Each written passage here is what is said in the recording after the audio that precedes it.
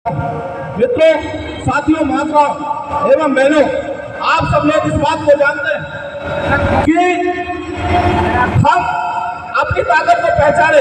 इस देश की आधे से ज्यादा आबादी किसकी है? बहुजनों की। इस देश की आधे से ज्यादा आबादी किसकी है? ओबीसी की है। ओबीसी में रहने वाला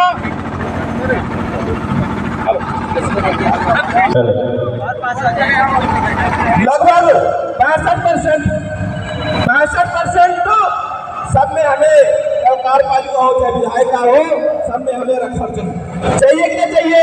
हमारी जो महिलाएं हैं उन्हें भी हर जगह नौकरी, पेशा, धंधे, व्यवसाय में बराबर का अधिकार चाहिए। लेकिन इस देश की सरकार, प्रदेश की सरकार क्या कर रही है? सब लोग जानते हैं कि कैसे काम कर रही है। इसलिए साथियों, ये हमें रुकने की जरूरत नहीं है। ये आंदोलन हमारा ओबीसी महासभा, मैं धन्यवाद देना चाहता हूँ सभी जिलाध्यक्षों को, ओबीसी महासभा के प्रत्येक क्रांतिकारी साथियों को, और धन्यवाद देना चाहता हूँ हमारे बड़े भाई आदरणीय ब्रजेंद्र यादव जी, जो लगातार अपना घर छोड़ करके प्रदेश के कोनों कोनों में ओबीसी लोगों को जगाने का काम कर रहे हैं। इस देश में आजादी हमें लेकर के रहेंगे। ये आजादी तब तक नहीं मिलेगी, तब तक लेकर रहेंगे, लड़ते रहेंगे, और एक दिन निश्चित मिलेगी, निश्चित मिलेगी। साथियों, चाहे आज जो विधानसभा का चुनाव, हमें हर क्षेत्र में जितने विधायक की आबादी ओबीसी की है, ओबीसी का होना चाहिए।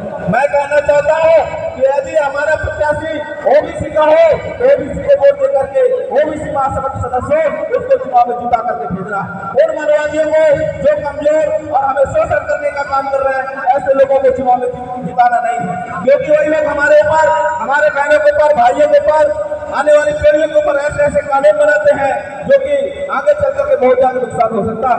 इसलिए आप सब लोगों से आगाज करना चाहता हूँ कि होश में आने की जरूरत है। ये वोट कोई खिलवाड़ नहीं है। ये वोट एक ताकत है कि एक रानी के पेट से जन्म लेने वाला बच्चा और एक गरीब झोपड़ी में जन्म लेने बच्चा, आज लोकतंत्र की जो सबसे बड़ी ताकत है मित्रों, वो वोट की है। इसलिए वोट की कीमत में बताना चाहता हूँ कि वोट के कारण आज जो मंत्री, विधायक, सांसद बनते हैं, वो मुख्यमंत्री बनते हैं, वो प्रधानमंत्री बनते हैं, और वो सरकार बनाते हैं, और वो सरकार बना करके सारे प्रशासनिक अधिकारियों की भर्ती करते हैं।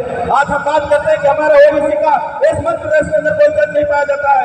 साथियों, सरकार के ऊपर निर्भर बात होती है, और वो सरकार बनाने का अधिकार बाबा साहब भीमराव अम्बेडकर जी ने भारत के संविधान में दिया है, और भारत का संविधान ही हमें इस देश में रक्षा और सुरक्षा का देता है। इसलिए साथियों, हमें मौका मिलता है हर 5 साल में कि अपनी वोट को सही जगह पर इस्तेमाल करें, वो वोट की ताकत से ही जाकर सरकार बनाएंगे, और सरकार ही सारे प्रशासन को भर्ती करता है। इसलिए साथियों, आप सब लोग इस बात को दृढ़ संकल्प कर लें कि अपनी वोट की कीमत उस तरीके से देंगे जिस तरीके से अपनी बहन बेटी को हम जब शादी ब्याह करते हैं, एक लड़के अच्छे लड़की की तलाश करते हैं, किसी अनाड़ी को नहीं देते हैं कि कहीं ऐसा न करे, ठीक से विवाह पाता है, नहीं विवाह पाता। इसी तरीके से देश और प्रदेश और क्षेत्र को हमें एक ऐसे नेतृत्व, एक ऐसे लीडर को चयन करना जो सही तरीके से काम कर सके, हमारे हितों के लिए लड़ाई लड़ सकता है या नहीं लड़ सकता है, या वोट बनकर तो जगह बैठ सकता है, या हमारे लोगों को बेचने का काम कर सकता है। ऐसे लोगों को सावधान रहने की जरूरत है। साथियों, मैं अपनी जान वादा नहीं करूंगा, लेकिन इतना अपील करना चाहूंगा कि हमें 5 साल का मौका मिलता है, और उस 5 साल के मौके पर जरूर सावधान होने की जरूरत है, क्योंकि चुनाव में जीत करके जाएंगे, पैसे पता नहीं क्या क्या वो लोग देते हैं। किसी बात को डरने की जरूरत नहीं है। भय मुक्त समाज की स्थापना करनी है।